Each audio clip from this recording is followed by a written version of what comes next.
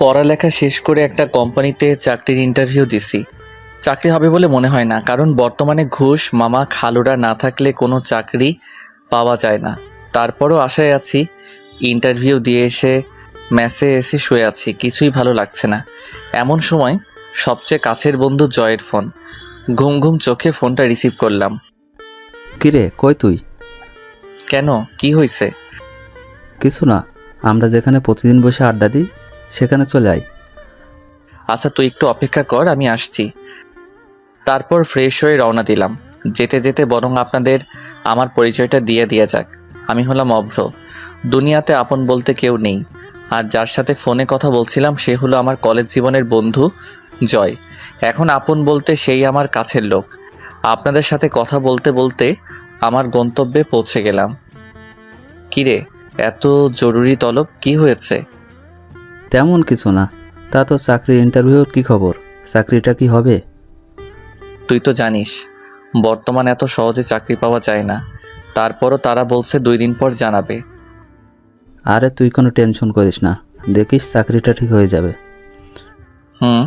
তাই যেন হয়। তারপর জয়ের সাথে আড্ডা দিয়ে রাতে ম্যাচে ফিরলাম। 2 দিন পর দুপুরবেলায় ম্যাচে শুয়ে আছি, এমন সময় ম্যাচের কেয়ারটেকার এসে একটা চিঠি দিয়ে গেল। চিঠিটা খুলতেই দেখলাম 2 দিন আগে যেই কোম্পানিতে চাকরির ইন্টারভিউ দিছিলাম চিঠিটা সেখান থেকে এসেছে। চিঠিটা পড়ে দেখলাম চাকরিটা হয়ে গেছে। আমি এটা দেখে সাথে সাথে জয়কে ফোন দিলাম। হ্যালো জয়, কোথায় তুই? কেন, কি হয়েছে? আরে ভাই, ফোনে বলা যাবে না, তুই তাড়াতাড়ি দেখা কর। আচ্ছা, আমি এখনই আসছি। তারপর জয় আসলো। এবার বল, কি এমন কথা যা ফোনে বললি না? আরে দোস্ত, তুই তো জানিস যে 2 দিন আগে আমি একটা চাকরির ইন্টারভিউ দিছিলাম। হ্যাঁ, তো কি হয়েছে? আজ সেই কোম্পানি থেকে চিঠি আসছে। তা চিঠিতে কি লেখা আছে? দোস্ত, চাকরিটা হয়ে গেছে। বলিস কি রে, তাড়াতাড়ি ট্রিট দে। আরে বোকা, শুধু কি ট্রিট? চল, আজ আমার পক্ষ থেকে তোকে ডিনার করাবো। তারপর ডিনার শেষে তাড়াতাড়ি চলে আসি, কারণ কাল সকালে আবার জীবনের নতুন একটা ধাপ শুরু হতে চলছে। মানে আমার চাকরি জীবনের শুরু। সকালে ঘুম থেকে উঠে তাড়াতাড়ি অফিসের জন্য তৈরি হয়ে রওনা দিলাম, যাতে প্রথম দিন যে করেই হোক দেরি না হয়। অফিসের লিফটে প্রবেশ করার সময় কিছু একটার সাথে ধাক্কা খেলাম, কিন্তু কিসের সাথে যে ধাক্কা খেলাম তা খেয়াল করি না। পরে এক টিমে বলে উঠল, এই যে মিস্টার, চোখে দেখেন না? জি, আমি না হয় চোখে দেখি না, ঠিক আছে। তা আপনার চোখ কি বাসায় রেখে আসছেন? কি বললেন আপনি? কেন, চোখের সাথে সাথে কি কানেও সমস্যা নাকি যে শুনতে পাননি? আপনার সাহস তো কম না, যাতা বলে যাচ্ছেন। যাতা কোথায় বললাম? ধুর, যত সব ফালতু। কথাটা বলে চলে গেল। আমিও লিফট থেকে নামতে যাব, তখনই এক ছেলে ডাক দিয়ে বলল, কি ভাই, নতুন মনে হচ্ছে? হ্যাঁ। ভাইয়ের ভাগ্যটা মনে হয় ভালো না। কেন ভাই, এমন করে বলছেন কেন? আপনি যে মেয়েটার সাথে এতক্ষণ কথা কাটাকাটি করলেন, আপনি জানেন সে কে? কেন, কে সে? এই অফিসের বসের একমাত্র মেয়ে। বলেন কি? তাহলে তো মনে হয় চাকরিটার হলো না। দেখেন কি আছে কপালে। লোকটার কথা শুনে মনটা খারাপ হয়ে গেল। নিজেকে মারতে ইচ্ছে করছে। কি দরকার ছিল মেয়েটার সাথে কথা কাটাকাটি করার? একটু সরি বললেও তো সব ঠিক হয়ে যেত। এসব কথা ভাবতে ভাবতে বসের কেবিনের দিকে যেতে লাগলাম। কেবিনের সামনে গিয়ে ভয়ে ভয়ে দরজাটা খুলে বললাম, স্যার, আমি কি ভিতরে আসতে পারি? আসুন। তারপর আমি ভিতরে গিয়ে দেখি স্যারের মেয়েও ভিতরে বসে আছে। বসুন। আর তুমি তো নতুন, তাই না? জি স্যার। তা তোমার নামটা জানো কি? অভ্র। চেহারার সাথে নামটাও পুরাই জোকার। কথাটা বলে সে কেবিন থেকে বার হয়ে গেল। ও হচ্ছে আমার মেয়ে রিয়া। ওর কথাই কিছু মনে করো না বাবা, ও একটু এমনই। আসলে মা মরা মেয়েটা আমার আদর যত্নের কমতি রাখিনি, তাই কিছু বলি না। না স্যার, আমি কিছুই মনে করি নাই। মনে মনে আল্লাহকে অসংখ্য ধন্যবাদ দিলাম, কারণ রিয়া স্যারকে কিছুই বলে নাই। রিয়ার নামটা যেমন সুন্দর, রিয়া দেখতেও অনেক সুন্দর, শুধু একটু রাগী। তাহলে যাও, তাহলে আজ থেকে কাজে লেগে পড়ো। তারপর স্যারের কেবিন থেকে বের হয়ে গেলাম। ম্যানেজার সাহেব আমাকে একটা কেবিন দেখিয়ে দিলেন। আমি গিয়ে সেখানে বসলাম। এইভাবে সময়টা খুব ভালোই কাটছিল। এই ভিতরে ম্যাচ চেঞ্জ করে এখন একটা ফ্ল্যাট বাসায় থাকি। একদিন স্যার আমাকে তার কেবিনে ডাকলেন। আমি কেবিনের দিকে যাচ্ছি আর ভাবছি হঠাৎ স্যার কি মনে করে ডাকলেন। এইসব কথাগুলো ভাবতে ভাবতে স্যারের কেবিনের সামনে চলে এসেছি। দরজার সামনে গিয়ে আমি বললাম, স্যার আসতে পারি? আরে অভ্র, আসো আসো, ভেতরে এসে বসো। ধন্যবাদ স্যার। আমাকে হঠাৎ করে ডাকলেন কেন স্যার? ও হ্যাঁ, এই নাও। আমার দিকে একটা কার্ড এগিয়ে দিয়ে, এটা কিসের কার্ড স্যার? এটা হচ্ছে আমার একমাত্র মেয়ে রিয়ার বিয়ের কার্ড। তাই অফিসের সবাইকে দাওয়াত দেওয়া হয়েছে, শুধু তুমি বাকি ছিলে। আমি কার্ডটা খুলে পড়তে লাগলাম। বিয়ের বাকি আর মাত্র 2 দিন।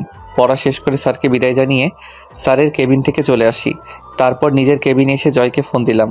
রিং হচ্ছে তো হচ্ছে, ফোন রিসিভ করার কোনো কথাই নেই। হ্যালো, কিরে, ফোন ধরতে এত দেরি করলি কেন? একটু কাজে ব্যস্ত ছিলাম, এই আর কি। খুব কি ব্যস্ত নাকি? আরে না, বল তুই কেন ফোন দিলি? আজ বিকেলে একটু দেখা করিস। কেন রে, কিছু হয়েছে নাকি? না রে, তোর সাথে একটু কাজ আছে। আচ্ছা, তাহলে বিকেলে দেখা হচ্ছে। ওকে। বিকেলে জয়ের সাথে দেখা করতে গেলাম। কিরে, তোর আসতে এত দেরি হলো যে? আর বলিস না, রাস্তায় যে জ্যাম, তারপর আবার অফিস থেকে বের হতে একটু দেরি হয়ে গেছে। ও আচ্ছা, তাহলে বল তোর খবর কি? নতুন বাসায় যাওয়ার পর তো তোর সাথে দেখাই হয় না। এই তো চলছে কোনো রকম। ও শোন, তোকে যে জন্য ডেকেছি, বল শুনি। তোকে আমার সাথে এক জায়গায় যেতে হবে, তুই কিন্তু না বলতে পারবি না। তা না হয় যাওয়া যাবে, কিন্তু যাবিটা কোথায়? একটা বিয়েতে। কি, তুই আমাকে না জানিয়ে বিয়ে করছিস? আরে কি বলিস এসব? তোকে ছাড়া আমি এসব করবো তুই ভাবলি কি করে? তাহলে কার বিয়েতে যাওয়ার কথা বলছিস? আরে স্যারের মেয়ের বিয়ে, তাই স্যার অফিসে সবাইকে দাওয়াত করছে।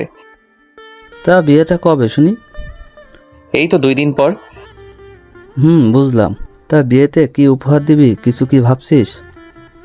আরে সেই জন্যই তো তোকে আজ ডাকছি, না হলে তোকে বিয়ের দিন বলতাম। আচ্ছা, আমি ভেবে দেখি কি দেয়া যায়, আর তুইও ভাব কেমন। আচ্ছা, আজ তাহলে যাওয়া যাক। দেখতে দেখতে বিয়ের দিন চলে এলো। আমি আর জয় যথারীতিভাবে একটা ছোট উপহার নিয়ে বিয়ে বাড়িতে উপস্থিত হলাম। বাড়িটা অনেক সুন্দর করে সাজানো হয়েছে, কিন্তু আমরা যখন বাড়ির ভিতরে প্রবেশ করলাম তখন অনেকটা অবাক হলাম। আরে ভাই, অবাক না হয় কি কোনো উপায় আছে? একে তো বিয়ে বাড়ি, তারপরও চারপাশ কেমন নীরব হয়ে আছে।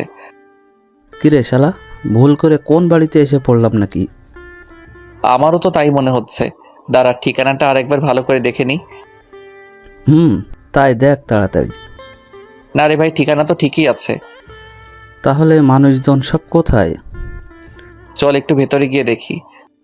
তারপর আমরা দুইজনে আরেকটু ভিতরে যেতেই কিছু মানুষ দেখতে পেলাম। সবাই যেন নীরব হয়ে আছে, কারো মুখে কোনো কথা নাই। আমি আমার একজন কলিগকে জিজ্ঞাসা করলাম, কি হয়েছে ভাই, সবাই এমন নীরব কেন? কি আর হবে, স্যারের মেয়ে যার সাথে বিয়ে হওয়ার কথা ছিল তারা নাকি এখন আর আসবে না। আসবে না মানে? তারা এমনটা কি করে করতে পারে? তারা নাকি স্যারের সাথে ব্যবসায়িক শত্রুতার জন্য এমনটা করেছে, শুধুমাত্র প্রতিশোধ নেওয়ার জন্য। এ তো পুরো বাংলা ছায়াছবির মতো কাহিনী। কি বলিস তুই এসব? আমি আমার কলিগকে জিজ্ঞেস করলাম, স্যারকে কোথাও দেখছি না যে, কোথায় সে? এইসব কথা শোনার পর সে অসুস্থ হয়ে পড়েছে, তাই তাকে হাসপাতালে নিয়ে যাওয়া হয়েছে। কোন হাসপাতালে? তারপর তার কাছ থেকে হাসপাতালের ঠিকানাটা নিয়ে হাসপাতালে গেলাম। সেখানে পৌঁছে দেখি রিয়া ম্যাডাম বাইরে বসে কান্না করছে। বধূর সাথে তাকে দেখতে একদম লাল পরীর মতো লাগছিল। আমি তার কাছে গিয়ে জিজ্ঞেস করলাম, স্যার এখন কেমন আছে? একটা রুমের ভেতর থেকে একজন ডাক্তার বাইরে এসে বলে, আপনাদের মধ্যে অভ্রকে? জি আমি। কেন, কি হয়েছে? আপনাকে উনি ডাকছে। স্যারকে উদ্দেশ্য করে কথাটা বললেন। আমি আর কিছু না ভেবে আমি আর জয় দুইজনে একসাথে স্যারকে যেখানে রাখা হয়েছে সেখানে গেলাম। স্যার আমাকে দেখে বললেন, বাবা অভ্র, তোমার সাথে আমার কিছু কথা ছিল। হ্যাঁ স্যার বলুন। অভ্র, এতক্ষণে তো সব ঘটনাই শুনতে পারছো। তা বাবা, তুমি আমার একটা কথা রাখবে? স্যার কি কথা, আপনি আমায় বলুন, আমি অবশ্যই আপনার কথা রাখার চেষ্টা করব। আসলে তোমাকে যে কথাটা কিভাবে বলি ঠিক বুঝে উঠতে পারছি না। কথাটা তুমি কিভাবে নিবে তা আমি জানি না, তবে স্যার আপনি বলুন। অভ্র, তোমার যদি কোনো সমস্যা না থাকে তুমি তাহলে আমার মেয়েকে বিয়ে করো, অফিসের বস হিসেবে না, একজন বাবা হিসেবে তোমাকে আমি এই কথাটা বলছি। কোনো কথাই বের হচ্ছে না।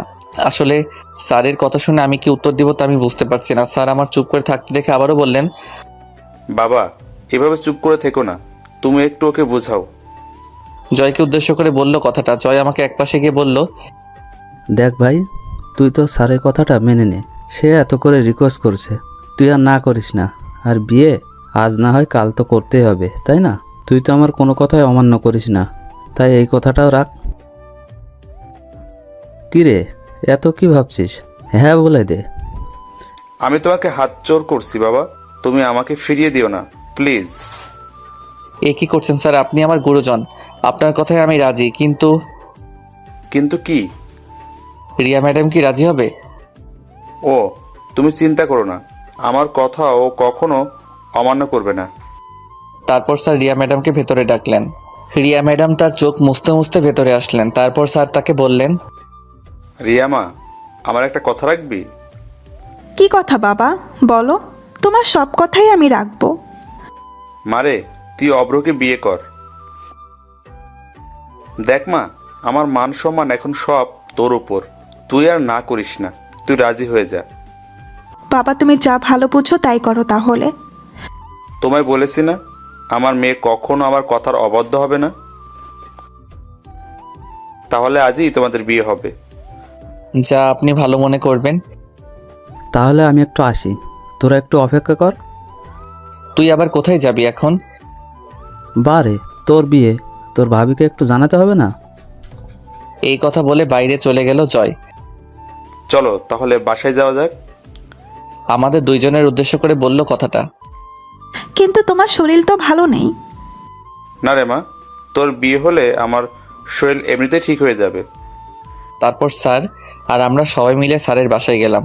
আরে বুঝতে পারছেন না কেন যাচ্ছি? আরে ভাই, আজ যে আমার বিয়ে। অবশেষে আমাদের বিয়েটা খুব ভালোভাবে হয়ে গেল।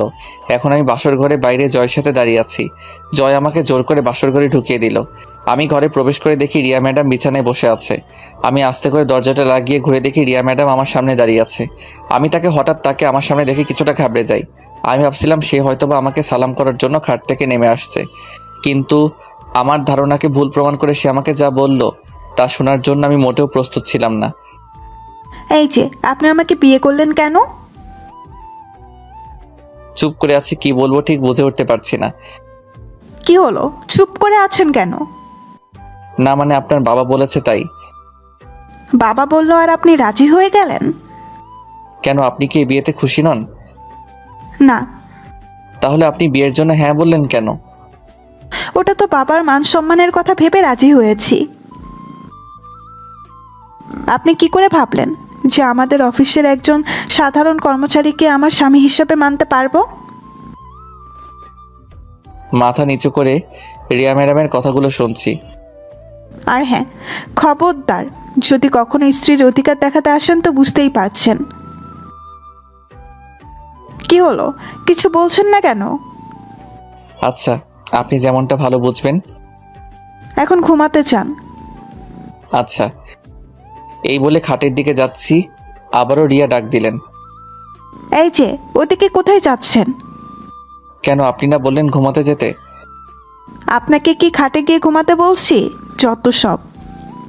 তাহলে আমি কোথায় শুব? আমি কি জানি, যেখানে খুশি সেখানে শুবেন, কিন্তু খাটে না। তারপর আমি কি আর করব, বালিশ নিয়ে বাইরে যাচ্ছি। রিয়া পেছন থেকে আবার ডাক দিলেন। এ কি, বাইরে কোথায় যাচ্ছেন? কেন, অন্য রুমে যাচ্ছি। না, অন্য রুমে যাওয়ার দরকার নাই। আপনি এই ঘরে সোফায় শুয়ে পড়েন। কি? এত অবাক হওয়ার কিছু নেই। এখন যদি বাইরে যান, এটা যদি অন্য কেউ দেখে তাহলে আমাকে খারাপ ভাববে। উফ, মেয়ের মাথায় বুদ্ধি আছে বলতে হবে। এই কিছু বললেন মনে হয় আপনি?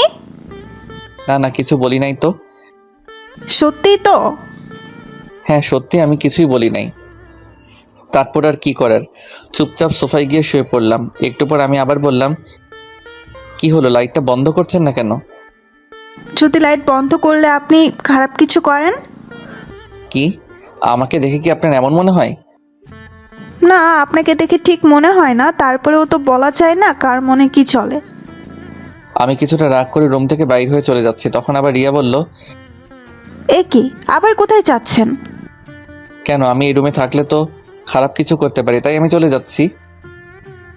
এই না না, আর বাইরে যেতে হবে না, আমি লাইট বন্ধ করে দিচ্ছি। কিন্তু আবার কিন্তু কি? তাহলে ড্রিম লাইটটা জ্বালিয়ে রাখি। ওকে রাখেন। দূর, মেজাজটাই খারাপ করে দিল। তারপর সে লাইটটা বন্ধ করলো ঠিকই, কিন্তু ডিম লাইটটা জ্বালিয়ে রাখছে। আমি আর কিছু না বলে ঘুমানোর চেষ্টা করছি, কিন্তু কিছুতেই ঘুম আসছে না। আপনারাই বলুন, সোফায় শুলে কারো ঘুম আসে? তারপরও চেষ্টা করছি। কতই না স্বপ্ন ছিল আজকের এই দিনটাকে নিয়ে। ভেবেছিলাম বাসর ঘর কতই না সুন্দর হয়, আর আজ দেখছি রিয়ার দিকে তাকিয়ে দেখে সে ঘুমিয়ে গেছে। তার মুখটা দেখতে একদম নিষ্পাপ বাচ্চাদের মতো লাগছিল। যতই ওর দিকে তাকিয়ে থাকছি ততই ওর মায়ায় পড়ে যাচ্ছি। ওর মুখের দিকে তাকিয়ে থাকতে থাকতে কখন যে ঘুমাই গেছি মনে নাই। সকালের দিকে শরীরে পানি পড়ছে। আমি ভাবলাম হয়তোবা স্বপ্নের মধ্যে বৃষ্টি পড়ছে, তাই সেদিকে কোনো খেয়ালই দেই নাই। একটু পর যখন আবার পানি দিল তখন বুঝলাম না এটা কোনো স্বপ্ন না কে যেন আমার গায়ে পানি ঢেলে দিচ্ছে। ঘুম ঘুম চোখে তাকিয়ে দেখি রিয়া কোমরে হাত দিয়ে দাঁড়িয়ে আছে। তাকে দেখতে তখন খুব সুন্দর লাগছিল, এমনিতেও সুন্দর, তারপর আবার শাড়ি পরেছে। একটু পর রিয়ার কথাই বাস্তবে ফিরে আসলাম। কি হলো, এভাবে তাকিয়ে কি দেখছেন? তোমায় দেখছিলাম। কি? না মানে এত সকালে এই শীতের ভিতর শরীরে পানি দিলেন কেন? এত সকাল মানে ঘড়ির দিকে তাকিয়ে দেখেন একবার।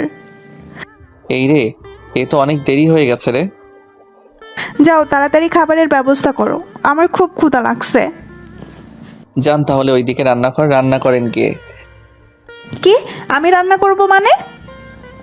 তাহলে কে রান্না করবে? আমি রান্না করতে পারি না, আপনি গিয়ে রান্না করেন তাড়াতাড়ি।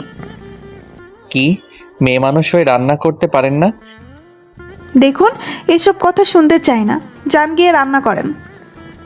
এই ছিল কপালে? এই কথাটা বলে রান্না করতেই রান্নাঘরের দিকে যাচ্ছি রান্না করার জন্য। আসলে আগে একা থাকতাম, তাই একটু একটু রান্না করতে পারি। রান্না শেষ করে আমি যখন আসলাম, এসে তো আমি তখন পুরাই অবাক। আমার অবাক হওয়ার কারণ হচ্ছে, আমি যখন রান্নাঘর থেকে বের হলাম তখন দেখি রিয়া টেবিলে বসে বসে খাবার খাচ্ছে। আমি তার কাছে গিয়ে তাকে বললাম, আপনি খাবার কোথায় পেলেন? কোনো কিছু না বলে শুধু খাবার খাই। কি হলো, কিছু বলছেন না কেন? ভাবি এসেছে খাবার নিয়ে। ভাবি মানে কার ভাবি? আমাদের কথার মাঝে জয়ের বউ মানে আমার ভাবি এসে হাজির। তিনি এসে আমাকে বললেন, কি দেবর, বউপে একদিনের ভেতর আমাকে ভুলে গেলে? না মানে। থাক, আর মানে মানে করতে হবে না, যাও তুমিও খেতে বসো। আমি আর কিছু না বলে চুপ করে রিয়ার পাশে গিয়ে খেতে বসলাম। ভাবি আপনি কখন আসলেন? আমি তো আসছি অনেক আগে। কেন? না কিছু না, এমনি জিজ্ঞেস করলাম। তারপর আমি রিয়ার দিকে তাকিয়ে দেখি সে মিটমিট করে হাসছে, আর এদিকে আমার রাগ হচ্ছে। ওই ভাবি আসছে, তা আপনি একটিবার আমাকে ডাক দিতে তো পারতেন। রিয়া আমার দিকে কেমনভাবে তাকালো যেন, কিন্তু কিছুই বলল না। তা দেবর, তুমি রান্নাঘরে কি করছিলে? কি বললো ভাবি, এত সুন্দর একটা বউ পাইছি, তাকে কি করে রান্না করে পাঠাই বলেন, যদি কালো হয়ে যায়? বাবা, একদিনে এত প্রেম? প্রেমের আর দেখছো কি, কেবল তো শুরু। আচ্ছা, তোমরা তাহলে খাও, আমি বরং আসি। এই কথা বলে ভাবি চলে গেলেন, আর আমি রিয়ার দিকে তাকিয়ে দেখি কেমন একটা রাগী ভাব নিয়ে আমার দিকে তাকিয়ে আছে। এভাবে তাকিয়ে আছেন কেন? ওই, আমি আপনার কেমনে বউ হই? কেন, আপনার সাথে না আমার কাল বিয়ে হলো? বিয়েটা একটা অ্যাক্সিডেন্ট।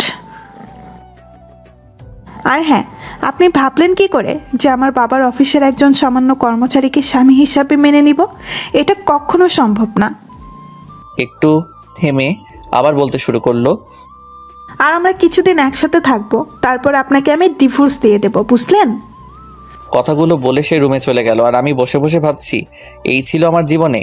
যখন একা ছিলাম তখন তো খুব ভালো ছিলাম। কথাগুলো ভাবতে ভাবতে নিজের অজান্তেই কখন যে চোখে পানি চলে আসছে তা বুঝতে পারি নাই। সারাদিন আর রিয়ার সামনে যাই নাই। রাতে তার কাছে গিয়ে বললাম, সারাদিন তো কিছু খেলেন না, আসুন এখন কিছু খেয়ে নিন। কে বলছে আমি সারাদিন না খেয়ে আছি? আর আপনার খাওয়া আপনি খেয়ে নেন। আর আপনি? আমি বাইরে থেকে খাবার অর্ডার করছি। আমি আর কিছু না বলে রুম থেকে বের হয়ে আসবো, তখনই পেছন থেকে রিয়ার ডাক দিল, এই যে শুনুন, আমাকে এত কেয়ারলেস দেখাতে আসবেন না, বুঝলেন? আপনাকে আমার সহ্য হয় না। আমি তার কথা শুনে বাইরে চলে গেলাম। কি করব কিছুই ভালো লাগছে না। একটু রাত করে বাসায় ফিরলাম। দরজার কাছেই এসে 2-3 বার কলিং বেল বাজাতে রিয়া এসে দরজা খুলল আর বলল, কি ব্যাপার, এত রাত পর্যন্ত কোথায় ছিলেন? একটু কাজ ছিল। কি এমন কাজ যে রাত পর্যন্ত বাইরে থাকতে হবে? আমি আর কিছু না বলে সোজা রুমে চলে গেলাম। গিয়ে সোফায় শুয়ে পড়লাম। রিয়াও আমার পিছু পিছু আসলো এবং খাটে গিয়ে বসে পড়লো। দুইজনেই নীরব হয়ে আছি। একটু পর নীরবতা ভেঙে আমি বলতে শুরু করলাম, আপনাকে আমি ডিভোর্স দিয়ে দিব। সত্যি? সত্যি। তবে তবে কি? আমাদের 6 মাস একসাথে থাকতে হবে। আপনাকে তো আমি একদমই সহ্য করতে পারছি না, আর আপনি বলছেন 6 মাস একসাথে থাকার কথা। কি করবেন বলুন? কিছু পেতে হলে একটু তো কষ্ট করতে হবে। আর 6 মাসই তো, দেখতে দেখতে চলে যাবে। ঠিক আছে। রাতে দুইজনের ভিতর আর কোনো কথাই হয়নি। সকালে ঘুম থেকে উঠে দেখি রিয়া এখনো ঘুমিয়ে আছে, তাই তাকে আর জাগালাম না। সত্যি ঘুমন্ত অবস্থায় রিয়াকে একদম নিষ্পাপ শিশুর মতো মনে হচ্ছে। আমি হালকা পাতলা নাস্তা তৈরি করে রিয়ার জন্য ডেকে অফিসের জন্য বেরিয়ে পড়লাম। অফিসে যেতেই স্যারের সাথে দেখা। আরে অব্র বাবা যে, তুমি অফিসে আসতে গেলে কেন? আর কয়দিন পরে আসতে পারতে। না স্যার, আসলে কিছু পুরনো কাজ আছে, ওগুলো করতে হবে। ও আচ্ছা, তারপরও? না স্যার, আমার কোনো সমস্যা নাই। আচ্ছা, তাহলে একটু পর আমার কেবিনে এসে দেখা করো, কেমন? ঠিক আছে স্যার। তারপর আমি আমার কেবিনে এসে বসে বসে কাজ করছি। তখন স্যারের ফোন। আমি ফোন রিসিভ করতেই, অব্র, এখন আমার কেবিনে এসে দেখা করো। এই কথাটা বলেই ফোনটা কেটে দিল। তারপর আমি স্যারের কেবিনে গেলাম। তখন স্যার আমাকে বসতে দিয়ে বলতে শুরু করলেন, অব্র, তুমি তো জানো যে রিয়া আমার একমাত্র সন্তান। ও ছাড়া আমার আর কেউ নেই। আপনার কথা আমি ঠিক বুঝতে পারছি না। এই যে আমার এই যে সম্পত্তি দেখছো, সবই তো এখন তোমাদের। তাই বলছিলাম কি, তুমি যদি এখন আমার কোম্পানির দায়িত্বটা নিতে। সরি স্যার, আমাকে মাফ করবেন। আমি আপনার এই কথাটি রাখতে পারবো না। কিন্তু কেন বাবা?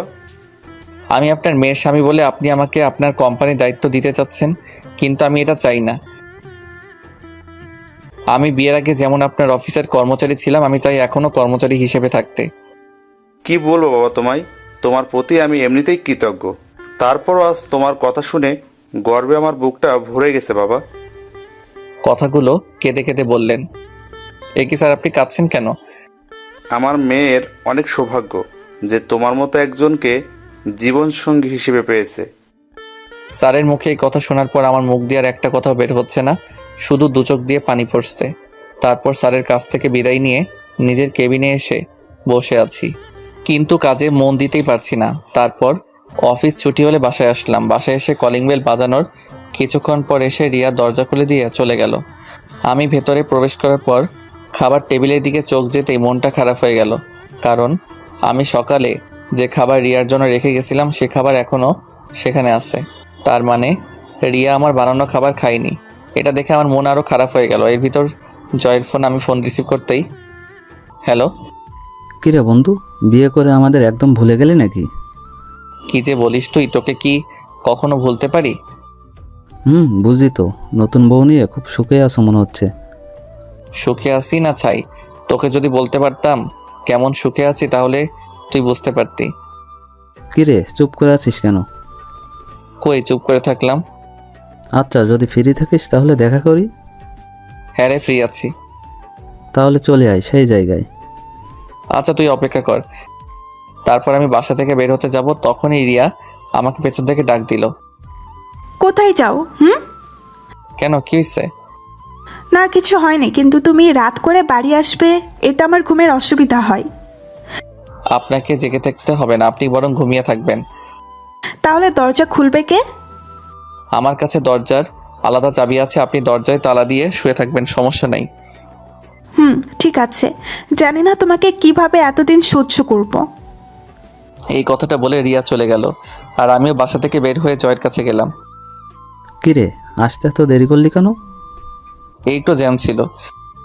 ও আচ্ছা, তাহলে বল কেমন উপভোগ করছিস বিবাহিত জীবন? আরে বিবাহিত জীবন শুরু করলাম কোথায়, মাত্র তো 2 দিন হলো। তোর ভাগ্যটা অনেক ভালো, এত বড় লোকের মেয়ে তোর ঘরের বউ। বন্ধু, তার বলতে হবে না। মনের ভিতর কষ্ট রেখে মুখে একটা হাসি দিয়ে কথাটা বললাম। শোন, তোকে যে জন্য ডাকা হয়েছে, বল তাহলে। মানে আমাদের ভার্সিটির কিছু বন্ধুবান্ধব তোর বউকে দেখতে চাইছে। আমি বলেছি তোর কাছে শুনে তাদের জানাবো। জয়ের কথাটা শুনে চিন্তায় পড়ে গেলাম, কি করে রিয়াকে কথাটা বলি। সে তো কিছুতেই রাজি হতে চাইবে না, আর জয়কে বা না করি কিভাবে। কি হলো, চুপ করে আছিস কেন? কোনো সমস্যা?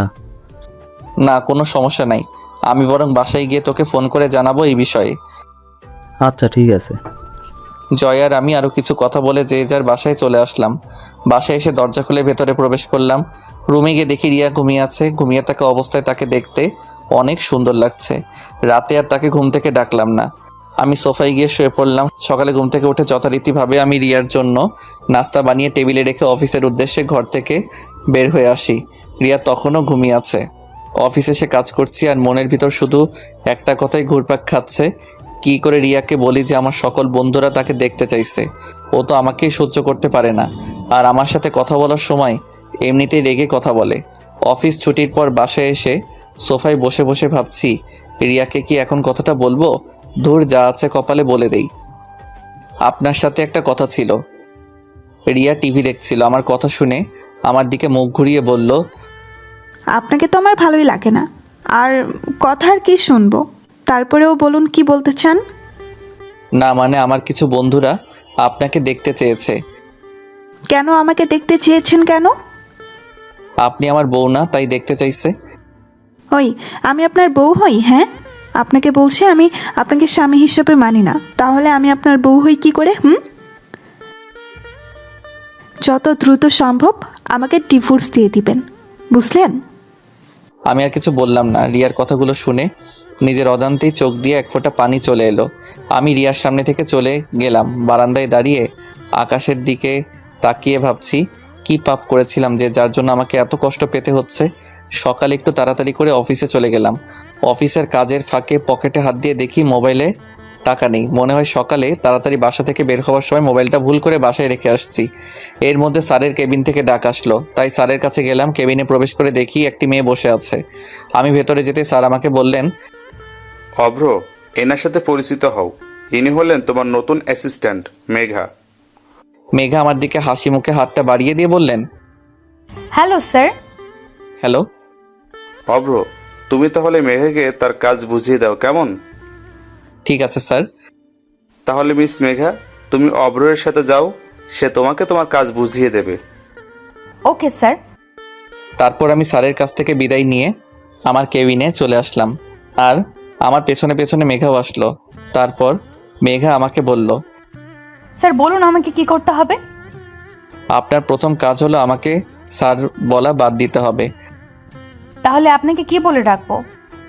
আপনি আমাকে প্রয়োজন হলে নাম ধরে ডাকবেন, তবু স্যার বলবে না, আমার ভালো লাগে না। ডাকতে পারি, কিন্তু একটা শর্তে। কি শর্ত? আপনিও আমাকে আমার নাম ধরে ডাকবেন, আর আমাকে আপনি করে বলতে পারবেন না। আচ্ছা ঠিক আছে, এখন কাজের কথায় আসা যাক। ঠিক আছে। ওই যে কেবিনটা দেখছেন, ওটা এখন থেকে আপনার কেবিন। বাহ, ভালো তো, আপনার পাশে থাকা যাবে। কি বললেন? না কিছু না। তাহলে এখন আপনি আপনার কাজে যান। আবার আপনি করে বলছেন? আচ্ছা সরি, কেমন? যাও, তুমি তোমার কাজে যাও। এবার হয়েছে? হ্যাঁ। তারপর আমি আমার কাজ করতে লাগলাম। অফিস ছুটি হলে আমি রিক্সার জন্য বাইরে দাঁড়িয়ে আছি। তখনই মেঘা আসলো। মেঘা এসে বলল, কি ব্যাপার, তুমি এখনো এখানে দাঁড়িয়ে কেন? রিক্সার জন্য দাঁড়িয়ে আছি। ও আচ্ছা, তা তোমার বাসা কোথায়? কেন? না মানে যদি কিছু মনে না করো, আমি তোমাকে তোমার বাসায় পৌঁছে দিতে পারি। আরে তুমি যাও, আমি ঠিকই রিক্সা পেয়ে যাব। আরে আসো তো। অনেকটা জোর করে আমাকে তার সাথে রিক্সায় তুলে নিল। আমিও রিক্সায় উঠে তার থেকে একটু দূরে বসার চেষ্টা করছি, যেন তার শরীরের সাথে টাচ না লাগে। আমার এই কাজ দেখে মেঘা বলল, আপনার কি কোনো সমস্যা আছে? কই না তো। তাহলে এত দূরে সরে বসে আছেন কেন? না ঠিক আছে, আমার কোনো সমস্যা হচ্ছে না। কিন্তু আমার সমস্যা হচ্ছে। কি সমস্যা? তুমি যেখানে বসে আছো, যদি একটু ঝাঁকি লাগে তুমি তো পড়ে যাবে। তখন তো রাস্তার মানুষ ভাববে আমি তোমাকে ধাক্কা দিয়ে ফেলে দিছি। কি হলো, আমার দিকে এগিয়ে বসুন।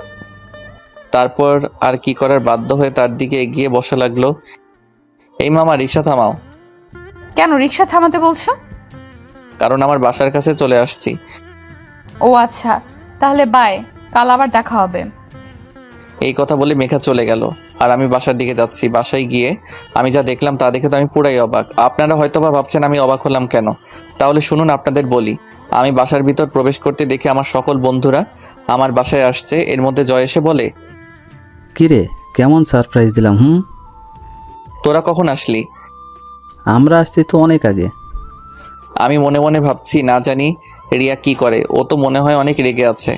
এখন এদের সামনে ওকে ম্যানেজ করি কিভাবে? আরে সকালে যখন ফোন দিলাম তখন তোর ফোন ভাবি রিসিভ করে, তারপর এইটুকু বলে থেমে যাই, আর আমি বাকি কথাটুকু শোনার জন্য আগ্রহ নিয়ে জিজ্ঞাসা করলাম, তারপর কি বল, আবার থামলি কেন? তারপর ভাবিকে সব খুলে বললাম যে আমাদের বন্ধুরা তাকে দেখতে চায়, আর ভাবিও আমাকে বলল চলে আসতে, তাই সবাইকে নিয়ে চলে আসলাম। জয়ের কথা শুনে আমি আমার কানকে বিশ্বাস করতে পারছি না যে রিয়া ওকে এই কথাগুলো বলেছে। একটু পর দেখলাম নাস্তা হাতে রিয়া আর ভাবি আসছে। রিয়াকে দেখে তো আমি অবাক, কারণ রিয়া আজ শাড়ি পরেছে, এতে তাকে আরো সুন্দর দেখা যাচ্ছে। আমি রিয়ার দিকে তাকিয়ে আছি, এমন সময় রিয়ার চোখে চোখ পড়তে সে আমার দিকে রাগীভাবে তাকালো, আর আমি তখন মাথা নিচু করে নিলাম। বন্ধুরা সবাই চলে যাওয়ার পর আমি রিয়ার কাছে গিয়ে যেই ওকে বললাম, রিয়া তোমাকে অসংখ্য ধন্যবাদ। হয়েছে, আর ধন্যবাদ দিতে হবে না, আমি সব বুঝতে পারছি। এগুলো সব আপনারই প্ল্যান। আমার প্ল্যান মানে? কি মনে করো তুমি আমি কিছু বুঝি না? বারে, আমি আবার কি করলাম বলবে তো? তুমি তো আজ ইচ্ছে করে মোবাইলটা বাসায় রেখে গেছো যাতে তোমার বন্ধু আমাকে ফোন দিয়ে এসব বলে, আর আমি রাজি হয়ে যাই। আর তুমি ভালো করেই জানতে আমি তোমাকে না বলতে পারবো না। বিশ্বাস করো, এসব কিছুই আমি জানি না, আর আমি সত্যি বলছি, মোবাইলটা আমি ভুল করে রেখে গেছিলাম। হয়েছে, আমার সামনে আর ভালো সাজা লাগবে না, যত সব। কথাটা বলে রুমে চলে গেল। এইভাবেই দিনকাল চলছিল আমাদের। এতদিন হয়ে গেছে, কিন্তু এখনও আমার প্রতি তার কোনো ভালোবাসা বা ভালো ব্যবহারও করি নাই, কিন্তু আমি আস্তে আস্তে রিয়াকে ভালোবেসে ফেলছি। একদিন শুক্রবারে অফিস বন্ধ, তাই সকালে শুয়ে আছি। একটু পর বুঝতে পারলাম কে যেন আমাকে ডাকছে। আমি চোখ খুলে দেখি রিয়া আমাকে ডাকছে। আমি এটা দেখে আবার চোখ বন্ধ করে নিলাম। আমার কাছে মনে হচ্ছে আমি স্বপ্ন দেখছি, কারণ রিয়া আমার সাথে ঠিকমতো কথাই বলে না, আজ এত ভালোবেসে ডাকছে। এসব কথা চোখ বন্ধ করে ভাবছি, কিন্তু একটু পর আমার শরীরে পানি ঢেলে দিল, আর আমি সাথে সাথে লাফ দিয়ে উঠলাম। আমার এভাবে লাফ দিয়ে ওঠা দেখে রিয়া হেসে দিল। আমি অপলক দৃষ্টিতে তার হাসি মাখা মুখটার দিকে তাকিয়ে আছি। এই যে মিস্টার, শুক্রবার বলে ঘুমিয়ে থাকলে চলবে? যাও এখনই ফ্রেশ হয়ে এসো, আমি নাস্তা তৈরি করছি। ওর কথাগুলো যেন আমার বিশ্বাসই হচ্ছে না। কি হলো, এভাবে তাকিয়ে কি দেখছো? মনে হয় আমাকে আজই প্রথম দেখছো। উফ, যাও তো, খুব ক্ষুধা লাগছে, তাড়াতাড়ি ফ্রেশ হয়ে আসো। আমার দিকে তোয়ালেটা দিয়ে কথাটা বলে সে রান্নাঘরে চলে গেল। আমি ভাবছি আজ রিয়ার আবার কি হলো, নাকি আমি কোনো স্বপ্ন দেখছি? না, এটা তো কোনো স্বপ্ন না, যা ঘটছে সবই তো আমার সাথে ঘটছে। আমার তো বিশ্বাসই হচ্ছে না। তারপর আমি ফ্রেশ হয়ে বাইরে আসতে দেখি রিয়ার বাবা, মানে আমার স্যার, সোফায় বসে আছে। এবার আমি সব কিছু বুঝতে পারছি, কেন রিয়া আমার সাথে আজ কেন এত ভালো ব্যবহার করছে। তারপর সবাই বসে একসাথে নাস্তা করছি। এমন সময় স্যার বললেন, তা বাবা অব্র, তুমি সোফায় কেন শুয়েছিলে? কি বলবো স্যার, আপনি যদি সত্যিটা শুনেন তাহলে বুঝতেন আমি কেন সোফায় শুয়েছিলাম। কি হলো বাবা, চুপ করে আছো কেন? আমার চুপ করে থাকতে দেখে রিয়া বলল, বাবা, ও কি বলবে? আমি বলছি কেন ও সোফায় শুয়েছিল। না জানি এখন আবার কোন সত্যটা বলবে কে জানে। বাবা জানো, তোমার জামাই খুব খারাপ। কেন রে, ও আবার কি করলো?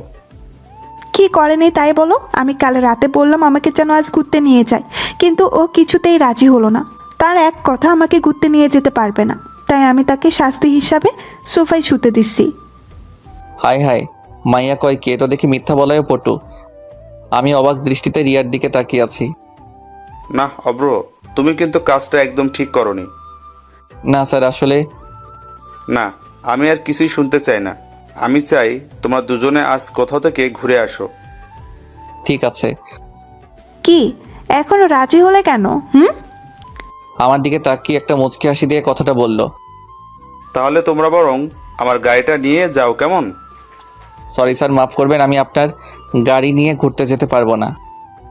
কেন গাড়ি নিতে পারবে না? কারণ আমি চাই না যে আমার স্ত্রীকে তার বাবার টাকায় ঘোরাতে। আমার নিজের যতটুকু সামর্থ্য আছে তাই দিয়ে আমি তার সব ইচ্ছা পূরণ করার চেষ্টা করব। অব্র, তোমাকে যতই দেখছি ততই অবাক হচ্ছি আমি। বাবা, ও কিন্তু তোমাকে অপমান করছে। না রে মা, ও তো ঠিক কথাই বলেছে। না বাবা। পুরো কথা বলতে না দিয়ে স্যারের ফোন আসলো, তাই তিনি ফোনে কথা বলছেন। কথা বলা শেষ করে স্যার তাকে বললেন, আমি এখন যাই মা, একটু কাজ আছে। আসি বাবা অব্র, ভালো থেকো তোমরা। তারপর স্যার চলে গেলেন। আর রিয়া আমার কাছে এসে, তুমি আমার বাবাকে অপমান করলে কোন সাহসে? আমি তাকে কোনো অপমান করি নাই।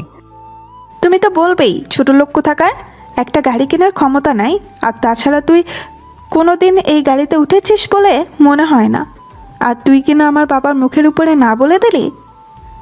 রিয়া, তুমি কিন্তু একটু বেশি বুঝছো। আমি কিন্তু তাকে কোনো অপমান করে কথাগুলো বলি নাই।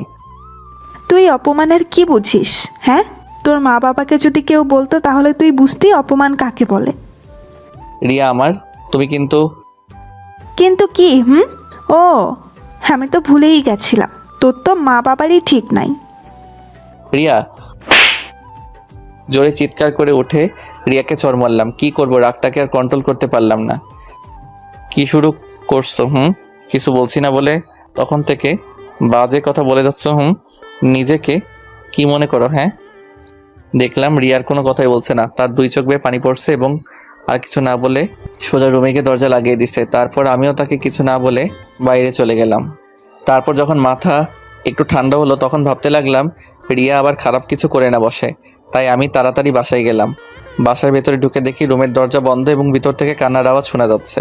তার মানে রিয়া এখনও কান্না করছে। আমি দরজায় শব্দ করলাম, সাথে সাথে কান্নার আওয়াজ থেমে গেল, কিন্তু দরজা খুলল না। বুঝতে পারলাম সে আমার প্রতি রাগ করে আছে। আমি কয়েকবার ডাকার একটু পর দরজা খোলার শব্দ শুনতে পেলাম। আমি রিয়ার দিকে তাকাতেই সে আবার খাটে গিয়ে শুয়ে পড়লো। তারপর আমি তার কাছে গিয়ে বললাম, আই এম সরি। আসলে তখন ওভাবে তোমার গায়ে হাত তোলা আমার একদম উচিত হয়নি। প্লিজ তুমি আমাকে মাফ করে দাও। তুমি কেন মাপ চাচ্ছ?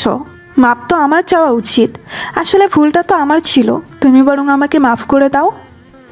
প্লিজ তুমি মাফ চেও না। তারপরেও তুমি আমাকে মাফ করে দাও প্লিজ। আচ্ছা যাও, মাফ করে দিলাম। কিন্তু ম্যাম, আপনি কি আমায় মাফ করছেন? হ্যাঁ, করেছি। না, রিয়ার এই হাসি দেখে ওর প্রেমে পড়ে গেলাম। মেয়েটা হাসলে আসলে অনেক সুন্দর দেখা যায়। তারপর আমি ঘুমাতে গেলাম। শুয়ে শুয়ে ভাবছি রিয়া আমার সাথে এই প্রথম হেসে কথা বলল। এমন করে যদি প্রত্যেক দিন ও কথা বলতো, কিন্তু কি হবে, এভাবে হেসে কথা বলে আর তো কিছুদিন পর ওর সাথে আমার ডিভোর্স হয়ে যাবে। এই কথাটা ভেবেই মনটা খারাপ হয়ে গেল।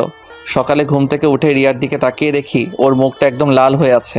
কাল রাতের চরের দাগ এখন স্পষ্ট বোঝা যাচ্ছে। ওর মুখে দাগ দেখে নিজের প্রতি খুব রাগ হলো। ইচ্ছা করছে ওর মুখটা আলতো করে ছুঁয়ে দেই, কিন্তু তা করা যাবে না। যদি ওর মুখে হাত দেওয়ার সময়ও জেগে যায় তাহলে তো খুব রেগে যাবে। এই রে, অফিসে দেরি হয়ে যাচ্ছে, এখন আর নাস্তা বানানোর সময় নাই, তাই তৈরি হয়ে বেরিয়ে পড়লাম। আমি আমার কেবিনে বসে কাজ করছি, এমন সময় মেঘা এসে, আসতে পারি? আরে তোমরা আসার জন্য আবার পারমিশন লাগে নাকি, আসো। এরপর মেঘা ভিতরে এসে আমায় বলে, চলুন বাইরে যাই। এখন বাইরে? হ্যাঁ। না, আপনি যান, আমার কাজ আছে। তাহলে চলুন অফিসের ক্যান্টিন থেকে ঘুরে আসি। তা যাওয়া যায়। আমারও সকালে তাড়াতাড়ি কারণে নাস্তা করা হয় নাই। আমি জানি তো। তুমি কি করে জানো? আপনার মুখ দেখেই বোঝা যাচ্ছে। ও তাই নাকি? এত কথা না বলে চলো তো। তারপর আমি আর মেঘা দুইজনে নাস্তা করতে চলে গেলাম। নাস্তা করার এক পর্যায়ে মেঘা বলল, আচ্ছা অব্র, আমি দেখতে কেমন? কি হলো, বলছো না যে? কি বলবো? উফ, যা জানতে চাইছে তাই বলো। সত্যি কথা বলতে তুমি দেখতে খুবই সুন্দর। সত্যি? আরে হ্যাঁ। নাস্তা শেষে আমি আবার আমার কাজ করছি। অফিস ছুটি হওয়ার পর আমি সোজা আমার বাসায় চলে আসি। কলিং বেল দিতেই বরাবরের মতো রিয়া এসে দরজা খুলে দিয়ে চলে গেল। তারপর আমি ফ্রেশ হয়ে বাইরে বের হতেই রিয়া আমার দিকে অগ্নি দৃষ্টিতে তাকিয়ে আছে। আর তার এইভাবে তাকিয়ে থাকা দেখে আমি মনে মনে ভাবতে লাগলাম, আমি তো আজ এমন কোনো কাজ করি নাই যে রিয়া আমার প্রতি এভাবে রেগে থাকবে। তারপরও আমি ভয়ে ভয়ে জিজ্ঞাসা করলাম, ওভাবে আমার দিকে তাকিয়ে আছো কেন? কেন তাকিয়ে আছি তুমি বুঝতে পারছো না? না। বাসায় যে তুমি ছাড়া অন্য একজন মানুষ থাকে তুমি জানো না? অন্য কে থাকে আবার? কি, অন্য কেউ থাকে না? তাহলে আমি কে? বারে, তুমি অন্য একজন হবে কেন? এটা তো তোমারও বাসা, তাই না? তুমি তো আমাকে অন্য একজন মনে করো। আমি যে এই বাসাতে থাকি সেটাও তুমি ভুলে গেছো? কি বলছো এসব তুমি? ঠিকই তো বলছি। তাহলে তুমি আমার জন্য সকালের নাস্তা দিয়ে যাওনি কেন? তুমি জানো না আমি রান্না করতে পারি না? তুমি তো বাইরে থেকে খাবার নিয়ে আসো, তাই আমি। তাহলে এর আগে যে নাস্তা বানিয়ে রেখে যেতে, সেগুলো কার জন্য রেখে যেতে? চুপ করে দাঁড়িয়ে না থেকে খাবারের ব্যবস্থা করো। সকাল থেকে কিছুই খাই নাই, আমার খুব ক্ষুধা লাগছে। কি বলো তুমি এসব? সকাল থেকে কেন না খেয়ে আছো? তোমার প্রতি রাগ করে, তাই ভাবলাম যতক্ষণ না তুমি রান্না না করছো ততক্ষণ পর্যন্ত আমি কিচ্ছু খাবো না। আমার প্রতি কেন রাগ করে না খেয়ে থাকবে? না, তোমাকে বুঝতে হবে না। কেন কেন? যাও, তোমাকে আমার জন্য রান্না করতে হবে না, খাবো না আমি। এই কথা বলে আবার রাগ করে রুমে চলে গেল। হঠাৎ রিয়ার কি হলো যে আমার সাথে এত ভালো ব্যবহার করছে? মনে হয় ও ভেবেছে আর তো মাত্র কটা দিন আছে আমার সাথে থাকবে, তাই হয়তো আমার প্রতি দয়া দেখাচ্ছে। না, এসব আমি কি ভাবছি আবোল তাবোল। যাই এখন রান্নাঘরে গিয়ে রিয়ার ফেভারিট কিছু রান্না করে নিয়ে আসি। এই যে আমি তো রিয়ার কী কী পছন্দ তাই জানি না, এখন কি করি? অনেক ভাবার পর একটা বুদ্ধি মাথায় এলো। দেখি কাজে লাগিয়ে দিলাম ফোন স্যারকে, মানে রিয়ার বাবাকে। আরে অভ্র বাবা যে, কেমন আছো? জি স্যার, ভালো আছি। আপনি কেমন আছেন? আমিও ভালো আছি। আর শোনো, কথায় কথায় এত সার সার করো কেন?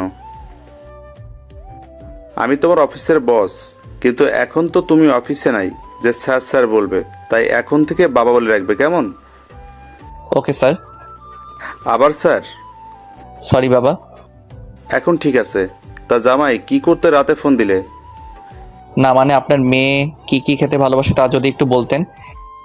কেন, তুমি আবার আমার মেয়ের জন্য রান্না করবে নাকি? এই তো, এই আর কি। আচ্ছা বলছি, শোনো। তারপর স্যারের কাছ থেকে রিয়ার প্রিয় খাবারের নাম জেনে সেটা রান্না করতে লাগলাম। জানি না কতটুকু ভালো হবে। রান্না শেষ করে টেবিলে সব কিছু সাজিয়ে রেখে রিয়াকে ডাকতে গেলাম। রিয়া, রান্না শেষ করে তাড়াতাড়ি খেতে আসো। আমি খাবো না। প্লিজ রাগ করো না, এসো খাবার খেয়ে নাও। বললাম না আমি খাবো না।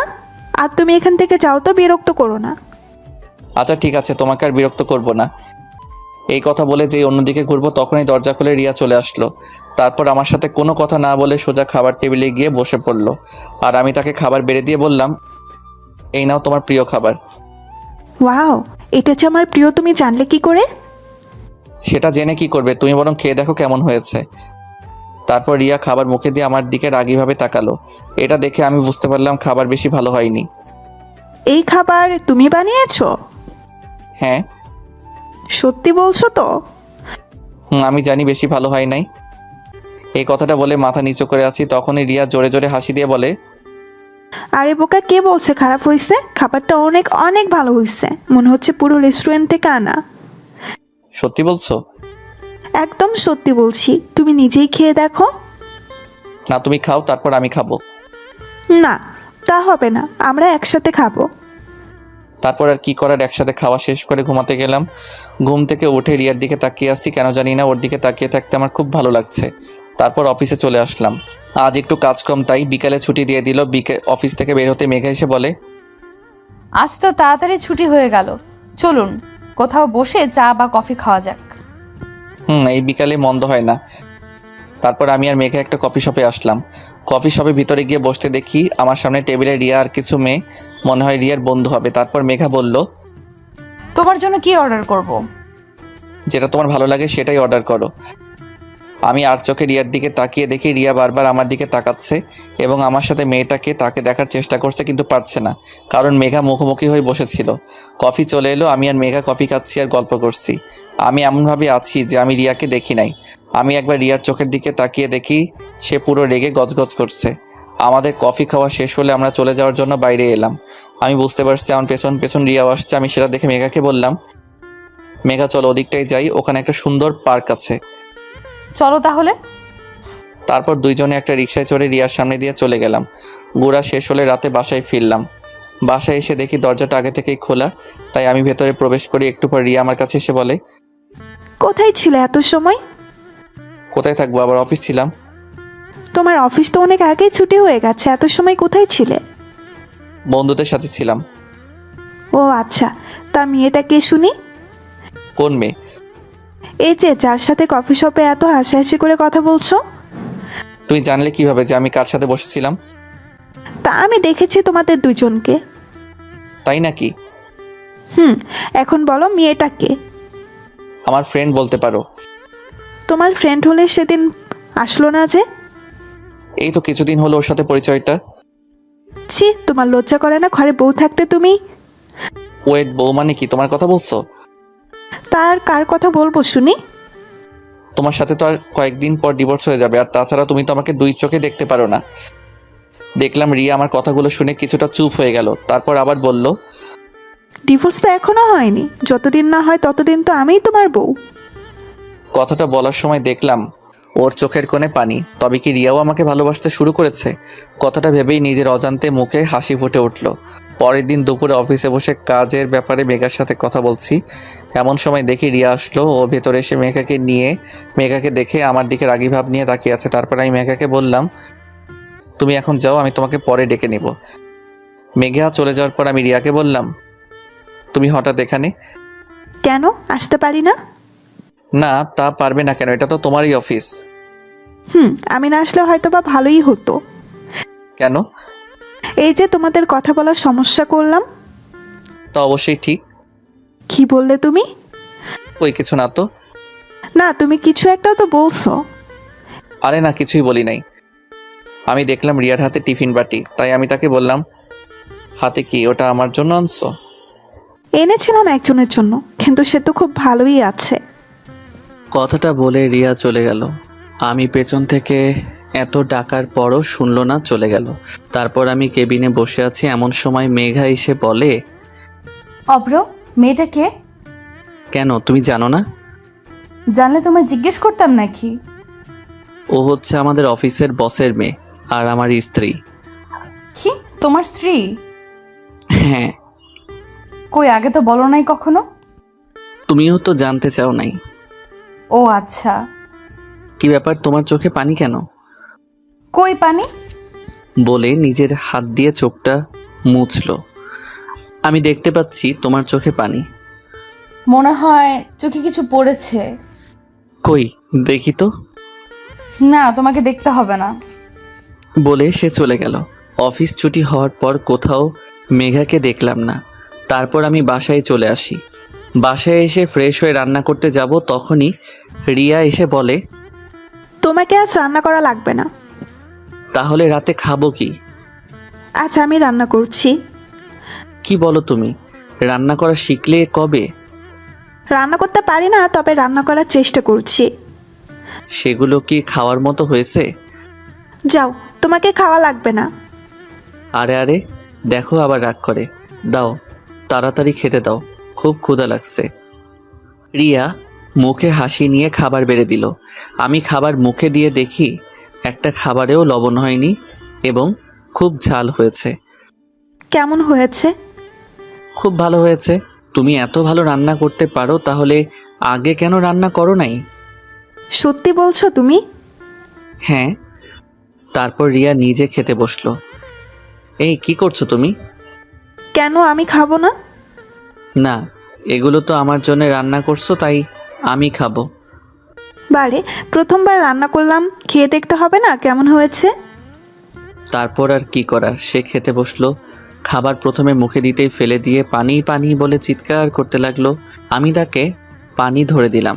তারপর সে পানি খেয়ে আমাকে বলল, এত বাজে হয়েছে, তুমি খাচ্ছ কি করে? ছি ছি। তুমি এত ভালোবেসে আমার জন্য প্রথমবার রান্না করছো, এটাই অনেক।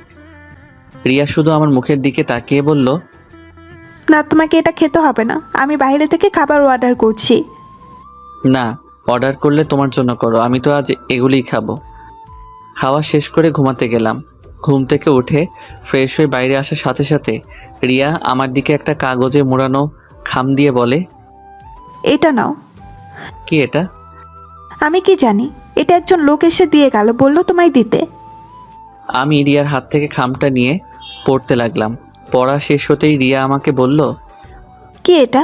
এতে কি আছে? ওই যে তুমি যা চেয়েছিলে তাই। মানে কি? এটা ডিভোর্স পেপার, উকিল সাহেব পাঠিয়েছে। এখন এটাতে দুইজনে সাইন করে দিলে তুমি মুক্ত হয়ে যাবে। কথাটা শুনে রিয়ার মুখটা ফ্যাকাশে হয়ে গেল। এই নাও, আমি সাইন করে দিছি, এখন তুমি সাইন করে দিলেই হয়। কথাগুলো বলে আমি অফিসে চলে আসি। একটু পর ফোনটা বেজে উঠল। ফোনের দিকে তাকিয়ে দেখি স্যার ফোন করছে। হ্যালো। অভ্র, তুমি এখনই হাসপাতালে চলে আসো। কেন স্যার, কি হয়েছে? রিয়া, রিয়া। বলুন না, রিয়ার কি হয়েছে? ও ঠিক আছে তো? বাবা, রিয়া সুসাইড করেছে।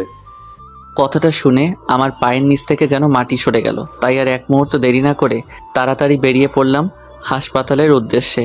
হাসপাতালে গিয়ে স্যারকে বললাম, স্যার রিয়া কোথায়? বলুন না রিয়া কোথায়? অপারেশন থিয়েটারে। জানি না মেয়েটা কেন এমন পাগলামো করলো। সকালে হঠাৎ বাসায় গিয়ে সোজা নিজের রুমে চলে গেল। আমি পেছন থেকে ডাকার পর একটি বারও আমার ডাক শুনলো না। পরে আমি ঘরে গিয়ে দেখি সে বিষ খেয়েছে। কথাটা বলে কান্না করতে লাগলো। তারপর আবার বলল, তোমার সাথে কিছু হয়েছে? আসলে পুরো কথাটা আর বলতে পারলাম না। এর মধ্যে ডাক্তার চলে এলো। আমি তাড়াতাড়ি ডাক্তারের কাছে গিয়ে জিজ্ঞাসা করলাম, ডাক্তারও ঠিক আছে তো? দেখুন, রোগী এখন ঠিক আছে, একটু পর ওনাকে বেডে দেয়া হবে। ডাক্তার, আমি কি ওর সাথে দেখা করতে পারি? যান, কিন্তু প্লিজ ডাক্তার। আচ্ছা যান তাহলে। তারপর আমি ভেতরে গিয়ে দেখি রিয়া ঘুমিয়ে আছে। ওকে দেখতে একদম বাচ্চাদের মতো লাগছে। আমি গিয়ে ওর মাথার কাছে বসে আছি। একটু পর রিয়া আস্তে আস্তে চোখ খুললো। তারপর আমি তাকে বললাম, কি ব্যাপার, এমন পাগলামো কেন করছো তুমি? কি করব বলো? তোমাকে যদি না পাই তাহলে এই জীবন রেখে কি লাভ বলো? তোমার সাথে যে খারাপ ব্যবহার করেছি, এতে করে তুমি আমাকে কখনো মেনে নিতে পারবে না। তাই বলে তুমি সুইসাইড করবে? কেন বাঁচালে আমাকে? আমি মরে গেলেই তো ভালো হতো। ঠাস করে রিয়ার গালে চড় মারলাম। তুমি আমাকে মারলে? মেরেছি, বেশ করেছে। আমার বউকে আমি মারছি, আর একবার যদি মরার কথা মুখে আনো তাহলে আবার মারবো বলে দিলাম। ভালোবেসে ফেলছি গো তোমায়। এই কয়দিন তোমায় অনেক ভালোবেসে ফেলছি। কথাগুলো আমাকে জড়িয়ে ধরে কেঁদে কেঁদে বলতে লাগলো। আমিও তাকে জড়িয়ে ধরে কেঁদে কেঁদে বললাম, আসলে এটা কোনো দুঃখের কান্না নয়, এটা হচ্ছে আনন্দের কান্না। আমিও যে তোমায় অনেক ভালোবাসি। যেদিন তোমায় প্রথম দেখেছি সেদিন থেকে তোমায় ভালোবেসে ফেলছি। তাহলে ডিভোর্স পেপারে সই করলে কেন? ওটা তো ডিভোর্স পেপার ছিল না। তাহলে? তুমি ভুলে গেছো আজ তোমার জন্মদিন। ওটাতে তোমার জন্মদিনের শুভেচ্ছা কার্ড ছিল, আর তুমি সেটাকে ডিভোর্স পেপার ভেবে সুইসাইড করতে গেছো। তবে রে দুষ্টু, দেখাচ্ছি তোমায় মজা। আরে আরে কি করো, ডাক্তার তোমাকে নড়তে বারণ করছে। তারপর আমি রিয়াকে জড়িয়ে ধরে কপালে ভালোবাসার স্পর্শ এঁকে দিলাম। এর মধ্যে স্যার এসে, আমি কি আসতে পারি? না, এখন কারো আসা যাবে না। আমায় জড়িয়ে ধরে কথাগুলো বলল। এই পাগলি, কি করো, ছাড়ো বলছি। স্যার দেখছে তো। দেখলে দেখুক, আমার স্বামীকে আমি জড়িয়ে ধরছি। ওকে, থাকো তোমরা। 2 দিন পর রিয়াকে নিয়ে বাসায় ফিরলাম। রাতে রিয়াকে বললাম, আমি কি সোফায় শুবো? কি বলো তুমি? সোফায় শুতে চাও? এখনো দাঁড়াও তাহলে। এই বলে আমাকে দৌড়ানি দিল। আমি দৌড় দিয়ে খাটে শুয়ে পড়লাম। রিয়াও আমার বুকে এসে শুয়ে পড়লো। তারপর আমি বললাম, আচ্ছা আমাদের তো বাসরাত হয়নি, চলো না আজ আমরা বাসরাত উদযাপন করি। যাও দুষ্টু কোথাকার। এই বলে লজ্জায় তার মুখটা আমার বুকে সাথে চেপে ধরলো। তারপর আমরা দুইজন মিলে হারিয়ে গেলাম ভালোবাসার অতলে। সকালে রিয়ার ডাকে ঘুম ভাঙলো। দেখলাম সে গোসল করে এসে আয়নার সামনে দাঁড়িয়ে তার চুল শুকাচ্ছে। আমি পেছন থেকে তাকে জড়িয়ে ধরলাম। এই কি করছো? ছাড়ো বলছি। না, ছাড়তে মন চাইছে না। অফিস নেই আজকে? আজ যেতে মন চাইছে না, মন চাইছে সারাদিন তোমাকে এভাবে জড়িয়ে ধরে থাকি। তা বললে তো হবে না, যাও গিয়ে ফ্রেশ হও, আমি নাস্তা দিচ্ছি। তারপর আর কি করার, ফ্রেশ হতে চলে গেলাম। ফ্রেশ হয়ে এসে নাস্তা করে অফিসে যাওয়ার জন্য বের হতেই রিয়া বলল, এই শোনো, আজ একটু তাড়াতাড়ি ফিরবে কেমন? ওকে মহারানী। এই বলে রিয়ার কপালে ভালোবাসার স্পর্শ এঁকে দিলাম। অফিসে এসে যা শুনতে পাই তার জন্য আমি মোটেও প্রস্তুত ছিলাম না। মেঘা নাকি চাকরি ছেড়ে দিছে। কথা শুনে খুব অবাক হলাম। হঠাৎ কি এমন হলো যার জন্য সে চাকরি ছেড়ে চলে গেছে? এই কথাগুলো ভাবছি আর এমন সময় দেখলাম মেঘা আমার কেবিনের দিকে আসছে। মেঘা, আমি সব কি শুনছি? তুমি নাকি চাকরি ছেড়ে চলে যাচ্ছ? যা শুনেছেন সত্যি শুনেছেন। এসবের মানে কি? হঠাৎ করে চাকরিটা ছেড়ে দিচ্ছ কেন? আপনার জন্য। আমার জন্যে মানে কি বলছো এসব তুমি? জানেন আমার বাবাকে? আমি কি করে তোমার বাবাকে চিনবো? আমি তো তাকে দেখি নাই। আমার বাবা হচ্ছে এদেশের একজন স্বনামধন্য ব্যবসায়ী। নাম শুনেছেন? হ্যাঁ, তা শুনবো না কেন? তাছাড়া অফিসের একটা কাজে আমার সাথে তার ভালো পরিচয়ও আছে। তার মানে তুমি স্যারের মেয়ে? হ্যাঁ, আপনি ঠিকই ধরেছেন, আমি তার একমাত্র মেয়ে। তাহলে তুমি এই অফিসে চাকরি করছো কেন? শুধু তোমার জন্য। আমার জন্য কেন? তুমি যেদিন প্রথম আমাদের অফিসে গিয়েছিলে সেদিনই আমি তোমাকে দেখি, এবং সেদিন প্রথম দেখাতেই তোমাকে আমার ভালো লাগে, আর এই ভালো লাগা থেকেই আস্তে আস্তে তোমাকে ভালোবেসে ফেলি। এইটুকু বলে থেমে গেল, আর কথাগুলো কেঁদে কেঁদে বলছে। তারপর আবার বলতে শুরু করলো, শুধু তোমার একটি নজর দেখার জন্য তোমার ভালোবাসার টানে এই অফিসে তোমার সহকারী পদে চাকরি নেই। কিন্তু আমি জানতাম না যে আমার ভালোবাসার মানুষটি আগে থেকে অন্য কারো হয়ে আছে। যখন জানলাম তখন নিজেকে শেষ করে দিতে চেয়েছিলাম। যাকে ভালোবাসি তাকে পাবো না তখন বেঁচে থেকে আর কি লাভ বলো? পরে ভাবলাম আমার ভালোবাসাটা না হয় তোমার আর রিয়ার মাঝেই বেঁচে থাক। কথাগুলো বলেই আমাকে জড়িয়ে ধরলো। আমি এখন কি করব কিছুই বুঝতে পারছি না। ভালোবাসি অভ্র, তোমাকে অনেক ভালোবাসি। তোমাকে ছাড়া যে আমি একটা মুহূর্তও থাকতে পারবো না। আমি তোমার সাথে থাকলে আমি আর নিজেকে ধরে রাখতে পারবো না। তাই আমি এখান থেকে চলে যাচ্ছি। জানি তোমাকে ছাড়া থাকতে কষ্ট হবে, তবুও চেষ্টা করব তোমাকে ছাড়া বেঁচে থাকার। কথাগুলো আমাকে জড়িয়ে ধরে বলছিল, পরে আমাকে ছেড়ে দিয়ে বলে, আর একটা কথা, আমি যদি তোমার মনে কোনো কষ্ট দিয়ে থাকি তাহলে আমাকে মাফ করে দিও, আর ভালো থেকো। কথাটা বলে কাঁদতে কাঁদতে চলে গেল আমার কেবিন থেকে। আর আমি সেখানেই দাঁড়িয়ে আছি। জানি না কখন নিজের অজান্তে চোখে পানি চলে এসেছে। একটু পর রিয়ার ডাকে বাস্তবে ফিরে আসি। কি হয়েছে তোমার? সেই কখন থেকে ডাকছি, কোনো সাড়া নেই তোমার। ও তুমি, তা কখন এলে? এই মাত্রই আসলাম। ও, কি এমন ভাবছিলে যে আমি কখন আসছি তাও বুঝতে পারো নাই? না তেমন কিছু না। তা তুমি হঠাৎ কি মনে করে অফিসে আসলে যে? কেন, আমার আসতে পারুন নাকি? তা হবে কেন? তারপরও আমাকে সম্পূর্ণ কথা বলতে না দিয়ে রিয়া বলল, আমি আসছি আমার মহারাজকে দুপুরের খাবার খাওয়াতে। তাই নাকি? তাহলে তাড়াতাড়ি করো, খুব ক্ষুধা লাগছে। আমি নিজের হাতে তোমার জন্য তৈরি করছি। কি খাওয়ার মতো তৈরি করছো তো, নাকি আগের দিনের মতো? কথাটা শুনে রিয়ার মুখ থেকে মুহূর্তেই হাসি চলে গেল। তারপর আমি তাকে বললাম, কি হলো, খাবার কি দিবে নাকি এমনভাবে দাঁড়িয়ে থাকবে? তারপর রিয়া আস্তে আস্তে আমাকে খাবারগুলো দিল, আর আমার মুখের দিকে কেমন হয়েছে তা জানার জন্য আগ্রহ নিয়ে তাকিয়ে আছে। আমি খাবারটা মুখে দিয়ে দেখলাম, না, আজ খাবারটা অনেক ভালো হয়েছে, যা আপনাদের লিখে বোঝাতে পারবো না। তারপর আমার মনের মাঝে একটু দুষ্টামি করার কথা মাথায় আসলো। তাই আমি রিয়াকে বললাম, এটা কি রান্না করছো তুমি? এটা কোনো মানুষ খেতে পারে? দেখি আমার কাছে আসো তো। আমার কাছে আসতেই রিয়ার গালে একটা কিস করলাম। এটা কি হলো? কেন, তুমি বুঝতে পারো নাই? তুমি আমাকে কিস করলে কেন? বারে, তুমি আমার জন্য এত ভালো রান্না করে আনছো, সেই পুরস্কার হিসেবে কিছু তো তোমাকে দিতে হয়, তাই দিলাম আর কি। তাহলে তুমি প্রথমে বললে কেন যে ভালো হয়নি? ওটা তো তোমাকে রাগানোর জন্য বলেছিলাম। তবে রে, যাও, তোমার সাথে আর কোনো কথাই বলবো না। এই রে, মনে হয় বউটা আমার অভিমান করছে। এখন কি করি? তাই বললাম, আমার পাগলিটা কি রাগ করছে? আমি কারো পাগলি না। কে বলছে? তুমি তো শুধু আমারই পাগলি। বললাম তো না।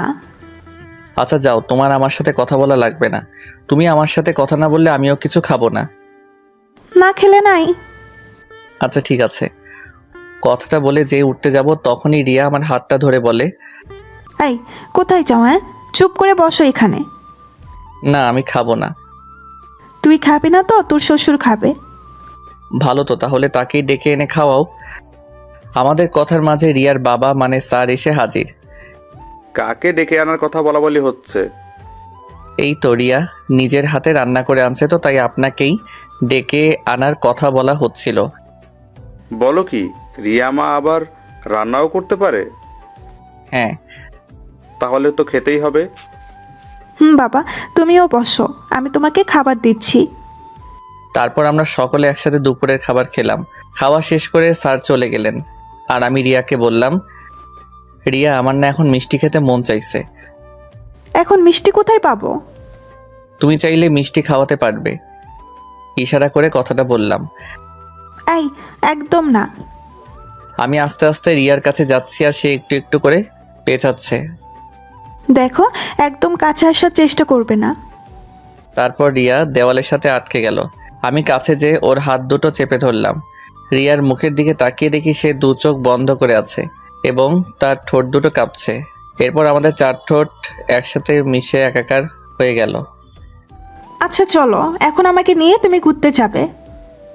না, এখন পারবো না, অনেক কাজ বাকি আছে। কি বললে তুমি? তুমি এখন বাসায় যাও, আমরা না হয় অন্য কোনো দিন ঘুরতে যাব, কেমন? না, আজই ঘুরতে যাবে, আর এখনই যাব।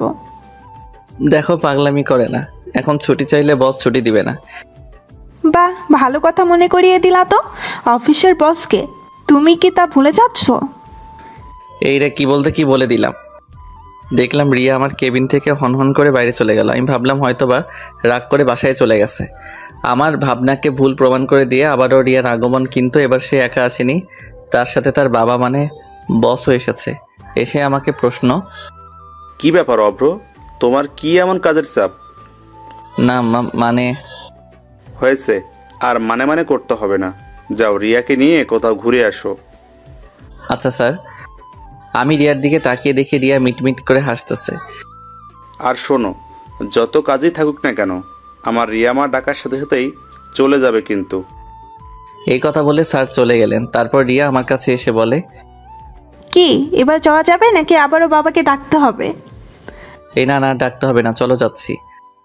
তারপর আমরা দুইজন অফিসের সামনে দাঁড়িয়ে আছি। যাও, রিক্সা ডাকো। রিয়ার কথা শুনে আমি তার দিকে অবাক হয়ে তাকিয়ে আছি। কি হলো এমন করে তাকিয়ে আছো কেন? বললাম না রিক্সা ডাকতে। তুমি যাবে রিক্সায়? হ্যাঁ যাব। কেন, কি হয়েছে? তোমার না রিক্সায় উঠতে ভালো লাগে না? এখন ভালো লাগে। তুমি কি ডাকবে নাকি আমিই ডাকবো? এই না না, ডাকছি, তুমি একটু দাঁড়াও। তারপর আমরা দুইজন রিক্সাতে করে একটা পার্কের উদ্দেশ্যে যাচ্ছি, আর রিয়া আমার একটা হাত ধরে কাঁধে মাথা দিয়ে আছে। অফিসের পোশাক পরে কেউ ঘুরতে বের হয়? কেন, কি হয়েছে? এতে আমাকে দেখতে আরো খারাপ লাগছে। আমি তো এটাই চাই। কেন? তুমি যে সুন্দর, তারপর যদি একটু ভালো পোশাক পরে আসো, তাহলে তো সব মেয়েরাই তোমার দিকে তাকিয়ে থাকবে। তার জন্য এই পোশাকে পার্কে যাব? হ্যাঁ যাবে। আর এখন কথা না বলে রিক্সা থেকে নামো। রিক্সা থেকে নেমে আমরা দুইজন পার্কে একটা নির্জন জায়গায় গিয়ে বসি। একটু পর হঠাৎ করে রিয়া উঠে হাঁটা শুরু করলো এবং আমাকে বলল, চলো এখান থেকে। কেন, থাকি না একটু, জায়গাটা কি সুন্দর। তোমার কাছে তো সুন্দর লাগবেই, মেয়েরা যে তোমার দিকে তাকিয়ে আছে এই জন্য থাকতে চাচ্ছ, তাই না? আরে কোথায় কোন মেয়ে তাকিয়ে আছে? হইছে, আর নাকামো করতে হবে না। কথাটা বলে রিয়া হাঁটতে শুরু করলো, আর আমিও তার পিছু পিছু ছুটছি। আর আমার বউটা কি রাগ করছে? বাহ, আমার বউকে রাগলে এত সুন্দর দেখায় জানতাম না তো, তাহলে আরো আগে এমন রাগাতাম। এবারও রিয়া কিছু বলছে না, চুপ করে শুধু হাঁটতেছে। আমি একটা ছোট বাচ্চাকে দেখে বললাম, এই রিয়া দেখ, বাচ্চাটা কি সুন্দর, একদম কিউটের ডিব্বা। এবার রিয়া দাঁড়ালো, তারপর সেই বাচ্চাটার দিকে তাকিয়ে বলে, সত্যি তোমার বাচ্চা ভালো লাগে? অনেক ভালো লাগে। আমাদেরও এমন একটা কিউট বাচ্চা হবে, তাকে নিয়ে আমরাও এমনভাবে ঘুরতে বের হব, কতই না মজা হবে, তাই না? রিয়ার দিকে তাকিয়ে দেখে সে লজ্জায় পেয়েছে। তারপর ডিনার করে রাতে বাসায় ফিরলাম। কিছুদিন পর, হ্যালো, কোথায় তুমি? কোথায় আবার? অফিসে। এখনই বাসায় আসো তাড়াতাড়ি, খুবই আর্জেন্ট। কেন, কি হয়েছে? উফ, এত কথা বলো কেন তুমি? আসতে বলছি, আসো। আচ্ছা, আসতেছি। তারপর আমি তাড়াতাড়ি করে বাসায় গেলাম। খুব টেনশন হচ্ছে, কোনো সমস্যা হলো নাকি, আবার কেন এত আর্জেন্ট বাসায় আসতে বললো। বাসায় পৌঁছে দেখি দরজাটা খোলাই আছে। এটা দেখে তো টেনশন আরও বেড়ে গেল। বাসার ভিতরে ঢুকে রিয়াকে খুঁজতে লাগলাম, কিন্তু কোথাও পেলাম না। অনেক খোঁজার পর পাগলিটাকে ছাদের এক কোণায় পেলাম। কি ব্যাপার, আমাকে এত আর্জেন্ট আসতে বলে তুমি এখানে লুকিয়ে আছো? কি হলো, কিছু বলছো না কেন? বলছি আগে চোখ বন্ধ করো। কি এমন কথা বলবে যে চোখ বন্ধ করা লাগবে? আহা করো না, তা না হলে আমার কথাটা বলতে লজ্জা করে। আচ্ছা এই নাও, চোখ বন্ধ করলাম, এবার তো বলো। তারপর রিয়া আমাকে জড়িয়ে ধরে আমার কানের কাছে মুখ এনে বলে, তুমি বাবা হতে চাচ্ছ? কি এত খুশির একটা খবর তুমি আমাকে দেরি করে দিলে? যা, আমার লজ্জা করে না বুঝি। তারপর আমি রিয়াকে কোলে করে নিয়ে সারা ছাদ হাঁটছি। এই ছাড়ো, পড়ে যাবো তো। না না, এখন আর ছাড়বো না। তারপর রিয়াকে কোলে নিয়ে ছাদ থেকে ঘরে নিয়ে আসলাম। শোনো, আজ থেকে তুমি আর কোনো কাজ করবে না। আমি কাজ না করলে কে করবে শুনি? কেন আমি করব? তাই বুঝি? তাই। ওরে আমার জামাইটা রে, সে নাকি সব কাজ করবে। 5 বছর পর একটা পার্কে আমি আর আমার 5 বছরের মেয়ে নীলাকে নিয়ে বসে আছি। বাবা, আইসক্রিম কিনে এনে দাও। আমার মামুনিটা আইসক্রিম খাবে, আমি এক্ষুনি এনে দিচ্ছি। হ্যাঁ, যাও নিয়ে আসো। তাহলে তুমি এখানে বসো কেমন, আমি এই যাব আর আসবো। আচ্ছা, তাড়াতাড়ি আসবে। তারপর আমি আইসক্রিম নিয়ে আসছি। দূর থেকে দেখি নীলার পাশে কে যেন বসে আছে, চেহারা ঠিক বোঝা যাচ্ছে না। আমি কাছে আসতে বড় ধরনের একটা শক খেলাম। এ দেখি মেঘা। মেঘাও আমাকে দেখে অবাক হলো। কেমন আছো অভ্র? ভালো, তুমি কেমন আছো? এই তো আছি কোনো রকম। এটা তোমার মেয়ে নাকি? হ্যাঁ। তোমার মেয়ে দেখতে একদম তোমার মতোই হয়েছে। কি নাম তোমার? আমার নাম নীলা। বাহ, তুমি দেখতে যেমন সুন্দর তোমার নামটাও সুন্দর। বাবা, আইসক্রিম দাও। এই নাও মামুনি। রিয়াকে কোথাও দেখছি না যে। রিয়ার কথা শুনে মনটা খারাপ হয়ে গেল, তাই আমি চুপ করে আছি। কি হলো, চুপ করে আছো যে? রিয়া আর নেই। নেই মানে কি বলছো তুমি?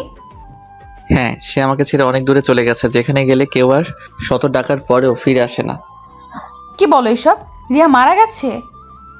হ্যাঁ, নীলাকে জন্ম দিয়েই সে আমাকে ছেড়ে চলে গেছে। কথাগুলো বলার সময় বুঝতে পারলাম আমার চোখ দিয়ে পানি পড়ছে। মেঘার দিকে তাকিয়ে দেখি তার চোখেও পানি। তারপর আমি চোখের পানি মুছে মেঘাকে বলি, তাহলে এবার বলো তোমার খবর কি, বিয়ে করছো? জীবনে একজনকেই ভালোবেসেছিলাম, আর সে হলো তুমি। তোমাকে ছাড়া আর কাউকে ভালোবাসতে পারি নাই বলে আজও আমি বিয়ে করিনি। আমাদের কথার মাঝে নীলার নানা মানে আমার স্যার চলে এলো। আরে মেঘা, কেমন আছো? জি স্যার, ভালো আছি। তাহলে মেঘা, একদিন আসো আমাদের বাসায়। আন্টি প্লিজ আসবেন। তুমি যখন বলছো তাহলে তো আসবই। নীলাকে কোলে নিয়ে কথাটা বলল। তারপর আমরা মেঘাকে বিদায় দিয়ে বাসায় চলে আসলাম। এখন আর স্যারকে অফিসে যেতে দেই না, কারণ রিয়া মারা যাবার আগে বলে গেছিল আমি যেন তার বাবাকে নিজের বাবা মনে করি, আর অফিসের সব দায়িত্ব আমি নেই। একদিন বাসায় বসে অফিসের কিছু কাজ করছি, এমন সময় দেখি মেঘা এসেছে। ভেতরে আসতে পারি? আরে তোমার ভেতরে আসতে আবার বলা লাগে নাকি, চলে এসো। তারপর মেঘা ভেতরে এসে আমার সামনে বসলো, আর আমি আমার মতো কাজে ব্যস্ত। এটা দেখে মেঘা বলে, নীলা কোথায়? উপরে, মনে হয় তার নানার সাথে আছে। তারপর মেঘা উপরে চলে গেল। আমি কি নানা নাতির খেলার মাঝে আসতে পারি? আরে মেঘা, কখন এলে? এই তো কিছুক্ষণ আগে। আন্টি তুমিও আসো, আমাদের সাথে খেলবে। মেঘার হাত ধরে টানতে টানতে ভেতরে নিয়ে গেল। হ্যাঁ চলো। আচ্ছা নানা ভাই, তুমি এখন একটু বাবার কাছে যাও, তোমার নীলা আন্টির সাথে আমার একটু কথা আছে। আচ্ছা, তাহলে তোমরা কথা বলো। মেঘা মা, তোমার সাথে আমার কিছু কথা ছিল, যা আমি এখনো অব্রকে বলি নাই। জি স্যার, বলুন। জানো মা, রিয়া যেদিন জানতে পারে সে মা হতে চলেছে, সেদিন জীবনের সবচেয়ে বেশি খুশি হতে আমি তাকে দেখেছি। অব্রকে কিছুদিন কাজের জন্য বাইরে যেতে হয়েছে, তাই রিয়াকে আমার বাসায় রেখে আসে। এটুকু বলে থেমে যায়, তারপর আবার বলতে শুরু করে, একদিন সিঁড়ি দিয়ে নামার সময় হঠাৎ পা পিছলে পড়ে যায়। তারপর তাকে হাসপাতালে নিয়ে আসলাম। ব্যথার যন্ত্রণায় ছটফট করতে থাকে আমার মেয়েটা। ডাক্তারও সবকিছু টেস্ট করে বলে, দেখুন, রোগীর অবস্থা খুবই খারাপ, এখনই তাকে অপারেশন করাতে হবে। আপনি এখানে একটা সই করে দিন। তারপর আমি কাগজটায় সই করে দিলাম। কিন্তু ব্যথায় যন্ত্রণায় ছটফট করতে থেকে রিয়া বলে, বাবা আমার একটা কথা রাখবে? কি কথা মা, বল, তোর সব কথাই আমি রাখবো। যদি আমি অপারেশন থিয়েটারে মারা যাই তাহলে শুভ্রকে তুমি আবার মেঘার সাথে বিয়ে দিও। মেঘা শুভ্রকে খুব ভালোবাসে। না মা, তুই চুপ কর, দেখিস তোর কিছুই হবে না। না বাবা, তুমি কথা দাও শুভ্রকে তুমি মেঘার সাথে বিয়ে দিবে। বাবা দেখো আমার এমনই কপাল, আফ্রোকেও শেষবারের মতো একটিবার চোখের দেখাও দেখতে পারলাম না। না মা, তুই অভ্রকে দেখবি, আমি ওকে ফোন দিচ্ছি, ও আসছে বলেছে। এরপর রিয়াকে অপারেশন থিয়েটারে নিয়ে যাওয়া হয়। এর মধ্যে অভ্র চলে আসে। এসেই, আমার রিয়ার এখন কি অবস্থা? ডাক্তার ওকে অপারেশন করতে নিয়ে গেছে, তুমি কোনো টেনশন করো না। কিছুক্ষণ পর অপারেশন থিয়েটার থেকে ডাক্তারকে বেরিয়ে আসে দেখে অভ্র ছুটে যায় তার কাছে। ডাক্তার, আমার রিয়া কেমন আছে? ও ভালো আছে তো? আপনার মেয়ে সন্তান হয়েছে, কিন্তু আমরা অনেক চেষ্টা করেছি, তারপরেও আপনার স্ত্রীকে বাঁচাতে পারিনি। ডাক্তারের মুখে এই কথা শুনে অভ্র নিচে বসে পড়ে, আর আমার যে পুরো পৃথিবীটা উল্টে যায়। আমি অভ্রকে ধরে নিয়ে রিয়ার লাশের পাশে নিয়ে গেলাম। আমার থেকে বেশি কেঁদেছিল ও। তারপর রিয়ার দাফনের কাজ সম্পূর্ণ করা হলো। কি বলবো মা, অভ্রকে আমি ওদিন সবচেয়ে বেশি দুর্বল হতে দেখেছি।